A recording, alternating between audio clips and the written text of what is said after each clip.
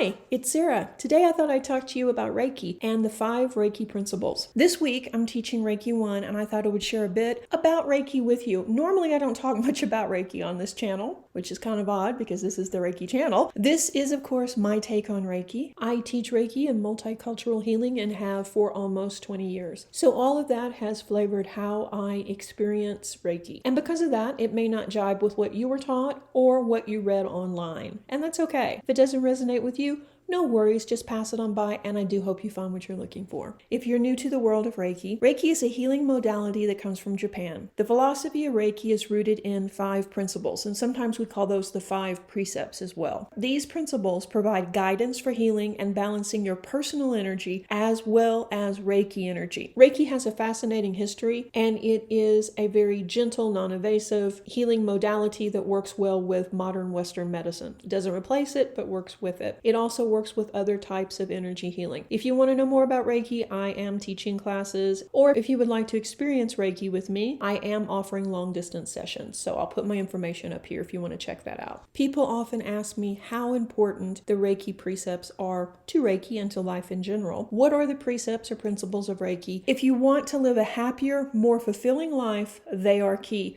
even if you're not a Reiki person. And I'll put them on the screen right now so you can read them and see how simple and to the point they are. And let's discuss them, and I'll give you my take on these principles, how I translate what they mean. And that's the key here. People translate, put their own twist or paraphrase these precepts all the time. And that's okay. The first one is, just for today, I will not anger. You may have seen people posting that simple sentence on Twitter or elsewhere online and thought, okay, good for you.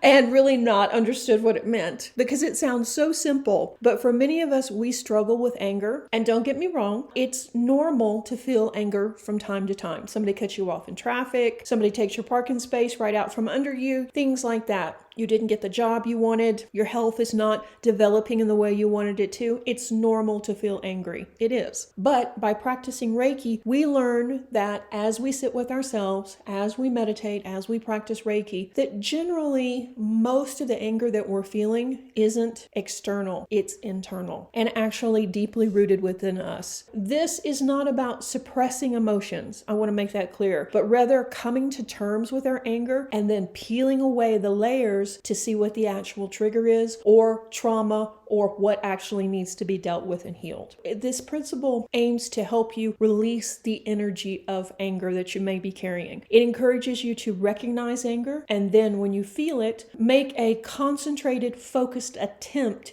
to let it go, rather than letting it ruin your day, rather than letting it take over. And by doing so, when we choose not to be angry, we then invite happiness into our life. The second precept is, just for today, I will not worry. This one's a big one for most of us. In the United States, we're pretty much taught that if you aren't worrying, then you're not getting things done. You're not taking care of your business. You should be worried. You should be worried about the economy. You should be worried about your job. You should be worried about your career. You should be worried about the school your children attend. You should be worried about taxes, and the list goes on and on and on. We worry about things too that happened in the past, and we worry about future events. And we know from mindfulness that this is not the correct way to live because it sucks all the happiness out of your life. We like to think, though, that worrying about external events or situations or entities like the economy helps us stay in control. We're being practical and in control by worrying about these things. But really, how much control do you have over the economy? Probably not a lot. It's better to use our energy to fix the things that we can fix, work on the problems we can solve, and let the rest of the stuff go. Not about burying your head in the sand. That's not it either. But it's making a decision to stop worrying about pointless things. Stop worrying about, say, Hollywood drama between,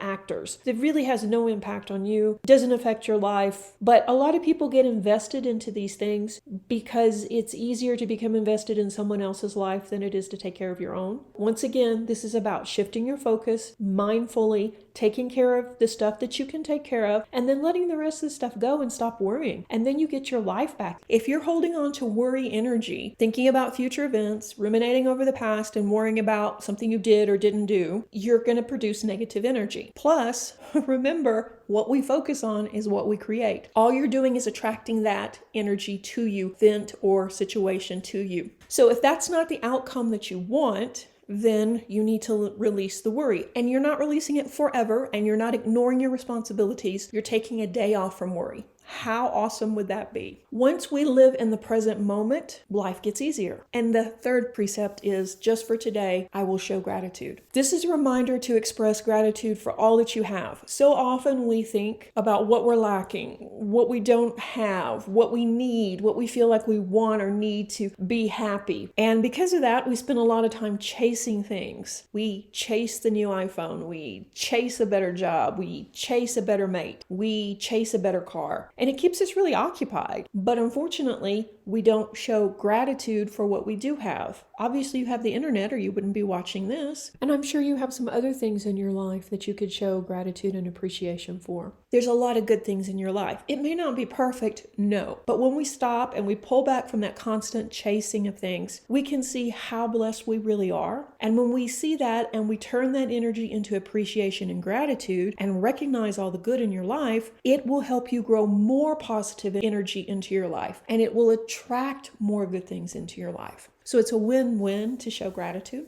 The fourth precept is, just for today, you will work diligently. And this is an interesting one because this has been translated into a lot of different things. So just for today, I will work diligently. I also think of this in the Buddhist term about right work or right employment. In Reiki, actively practicing mindfulness is key to balancing your energy, period. When we commit ourselves to our practice, we commit not just to meditate daily, we commit ourselves to work correctly. And that means work something that is honest or right for you and be diligent about it. No more half-assing things. Commit fully to what you're doing at any moment that you're doing it. In other words, don't just show up for a paycheck. Be 100% committed and focused on what you're doing, on your employment, on your work. And I think there is another part of this too about right work or right employment. We need to work jobs that are ethically correct. I personally, as a vegan, could not work at a slaughterhouse or a meat packing plant. That would not be right work for me. It would go against my ethics and my morals. My situation is not your situation. But look at your life. Are you working in harmony with your own ethics and morals, or are you taking jobs that aren't aligning with your values? And if you are,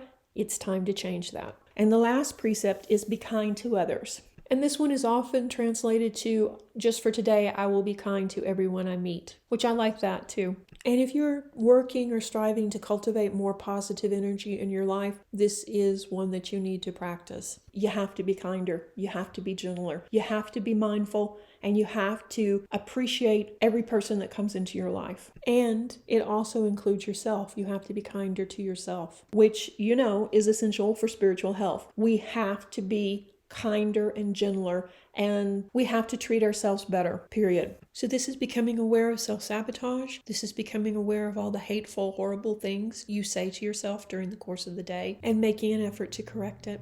And by practicing Reiki, by being committed to a self-Reiki practice, by helping other people with Reiki, this becomes a lot easier. All of the precepts start to make more sense, and you see that, yes, you can live a life of joy and happiness. Deep healing does happen. By practicing these precepts, we start to understand life a little bit better. It's about waking up, taking an active role in your life, striving to be kinder, striving to show appreciation and gratitude, striving to release worry and anger, and making an effort to be kinder. These 5 simple statements will help you live a more enriched, happier life. In the beginning, it seems like it's too much, but that's okay. We start out one day at a time, and perhaps you pick one this week to work on. You pick the first precept, let's say, and you work on it for an entire week. And then the next week, maybe you add the second precept. This is an accumulative change of energy, and this is deep healing personal work. This is how things get better. It's so easy, but we like to make things complicated, but it's really so easy. Anyone can do this. Anyone can learn Reiki, and everyone, everywhere can benefit by practicing the 5 principles. I hope you found this helpful. If you did, let me know in the comment section below. And if you're a Reiki person, what are your takes on the precepts? Do you chant them? Do you write them? Do you meditate on them? Do you pick one per week? Or have you transcended that and now it is your state of life? I'd love to know your take on this. Let me know in the comment section below. Once again, let's thank the patrons for making this video possible. Stay tuned for the next video. Reiki blessings. Bye-bye.